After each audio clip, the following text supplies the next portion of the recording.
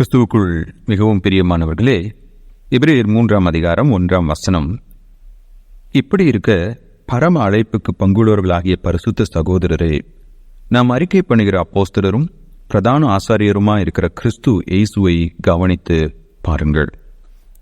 எபிரேயர் 3ஆம் அதிகாரம் 7 முதல் 4ஆம் அதிகாரம் 13ஆம் வசனம் வரை இயேசு கிறிஸ்துவை விட்டு விலகாதிருங்கள் என்ற 2ஆம் 3ஆம் எச்சரிக்கையை எபிரேயருக்கு எழுதின ஆக்கியோன் விடுக்கின்றார். இந்த புஸ்தகம் எபிரேயருக்கு எழுதப்பட்டது என்பதை குறிக்கும் போது யூதர்களை குறிக்கிறது. யூதர்கள் இயேசு கிறிஸ்துவை விசுவாசித்து ஆதி திருச்சபையிலே அங்கத்தினர்களாக இருந்தார்கள். அவர்களில் ஒரு சிலர் மீண்டும் யூத மதத்திற்கே திரும்பி விடலாம். இயேசு கிறிஸ்து உண்மையான மேசியா இல்லை போல, ஏன்னா இவரை பின்பற்றினால் நமக்கு நிறைய பிரச்சனைகள் பாடுகள் வருது, நம்ம ஏன் மறுபடியும் நம்முடைய பழைய மதத்திற்கே திரும்பிடக்கூடாதுன்னு யோசனையா இருந்த அந்த கூட்டத்துக்கு தான் இந்த எச்சரிப்புகளை அவர் எழுதுகிறார். அப்படி எழுதுறப்போ முதலாவது நாம் யார், இரண்டாவது கிறிஸ்து யார் என்று இவ்வசனத்திலே கூறுவதை நாம் பார்க்கலாம். ஹூ வி ஆர், நாம் யார்? பரம அழைப்புக்கு பங்குள்ளவர்கள். We are partakers of heavenly calling. இங்கே பரம அழைப்பு என்று கூறுவது நாம் கிறிஸ்துவோடு கூட என்றென்றும் விண்ணுலகிலே வாழ அழைக்கப்பட்டவர்கள். இந்த பூமி நம்முடைய வீடல்ல, இயேசு கிறிஸ்துவோடு கூட அவருடைய ராஜ்யத்திலே நாம் நித்தியமாய் இருக்கும்படியாக வாழ அழைக்கப்பட்டவர்கள். இரண்டாவது, பரிசுத்த சகோதரரே என்று அழைக்கின்றார். We are ஹோலி ஃபேமிலி, நம் பரிசுத்த வீட்டார். சகோதரர் என்று சொல்லும்போது அதிலே சகோதரிகளும் உள்ளடக்கப்பட்டிருக்கிறது. பரிசுத்த சகோதரர் என்றால் என்ன பொருள்? நாம் கிறிஸ்துவின் பரிசுத்த இரத்தத்தினாலே மீட்கப்பட்டு பாவங்கள் மன்னிக்கப்பட்டு தேவனுடைய குடும்பமாக ஏற்றுக்கொள்ளப்பட்டவர்கள். இப்போ நாம் பரம அழைப்பிற்கு பங்குள்ளவர்கள். இரண்டாவது, பரிசுத்தமான சகோதரர். யார் இந்த இயேசு கிறிஸ்து? சொல்றாரு, அப்போஸ்தலரும் பிரதான ஆசாரியரும். முதலாவது இயேசு கிறிஸ்து அப்போஸ்தலர்.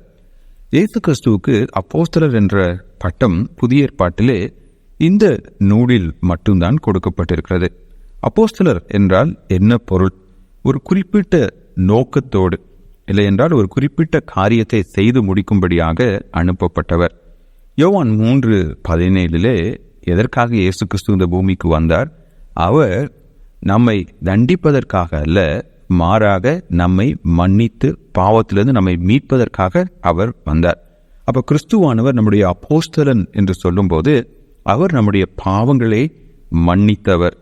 இரண்டாவது, கிறிஸ்துவானவர் பிரதான ஆசாரியர். யார் இந்த பிரதான ஆசாரியர்? பிரதான ஆசாரியர் என்பவர் கடவுளால் தன்னுடைய மக்களுக்காக விண்ணப்பம் செய்யும்படியாக விசேஷமாக தெரிந்து கொள்ளப்பட்டவர். இயேசு கிறிஸ்து நம்முடைய பிரதான ஆசாரியன். அவர் சொன்னார், என் நாமத்தினாலே நீங்கள் பிதாவை எதை கேட்டாலும் குமாரனிலே பிதா மகிமைப்படும்படியாக அதை நமக்கு கொடுப்பார். அப்ப இயேசு கிறிஸ்து நம்முடைய பாவங்களுக்காக மரித்து உயிர்த்தெழுந்து நம்மை மீட்கும் நோக்கத்துடன் அனுப்பப்பட்டவர்.